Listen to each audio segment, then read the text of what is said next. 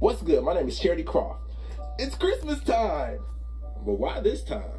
I mean, I'm sure you already know December 25th has nothing to do with Jesus' birthday. According to the Bible, he was born sometime between spring and early October, but it was absolutely not December 25th. So then what is the reason for the season? Well, I'm glad you asked. It's most likely because in the year 336, the Roman Emperor Constantine was trying to do away with paganism and really make Christianity a thing. Well, at that time, the biggest ancient festival was something called Saturnalia. This was a festival celebrating the god Saturn that lasted a little over a week starting on December 17th. The ancient Romans chose this time to celebrate Saturn because it was during winter solstice, which is when the sun is in a very specific position in the sky. Now, we won't get too far into that, but listen, once you learn why Saturday is named after Saturn and why Sunday is named after the sun, and notice how most religious activities take place on one of those 2 days, a lot of things will start making sense to you. Anyway, so Constantine thought, since everybody's already celebrating at this time, I can just make this the day that we celebrate Jesus, and the whole world can make a much easier transition to Christianity. You gotta realize that at this time, most people worshiped multiple deities and were so-called pagans. Well, since Constantine and the Council of Nicaea were hell-bent on making Christianity the most powerful religion on earth, they just slapped their holidays on top of pagan holidays so the people could convert easier.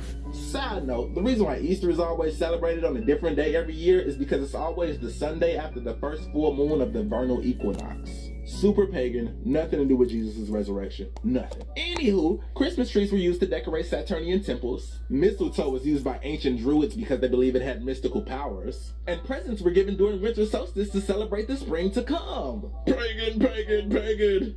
And you ain't even know it. So pagan, in fact, that Christmas was outlawed in the New World when the Puritans first got here because they knew how pagan it was. It didn't become okay till the 1680s when they realized that gift giving could be profitable. Speaking of pagan, what does that word even mean? Like, why do we act like pagan means devil worshiper? The actual definition of pagan is any person holding religious beliefs other than the main world religions. So in other words, anybody who is not Christian or Muslim. Words like that is how Christianity was able to take over the entire planet by creating a bad word for people who didn't convert. He is pagan! Kill him! Back to Christmas. Who is this guy? Well, it's Santa Claus. He's actually based off a real person named Saint Nicholas, but you probably knew that already. But did you know that Saint Nick was a bishop in the Church of Turkey?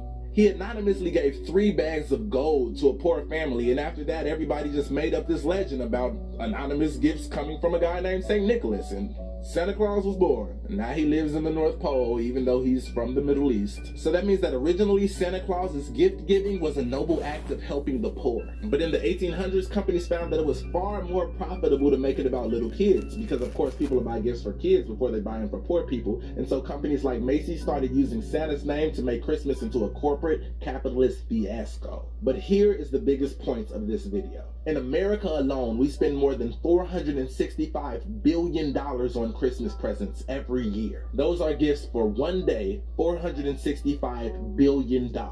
Well, check this out. According to Charity Water, you can buy a well for $5,000 that will provide water for 250 people for 20 years. And according to Feed the Children, you can buy a meal for 300 people for $120. So if you do the math, $120 times 3 meals a day times 365 days a year, then add in the cost of the water well, you could provide 300 starving people with food and water for a whole year with only $136,400. So if we take that $465 billion we spend, we could feed 1,020,000,000 people for a year. Well, it gets crazier. According to World Food Programme's hunger statistics, there are only 795 million starving people on Earth. So that means with the money America alone spends on one Christmas, we can literally end world hunger for a year.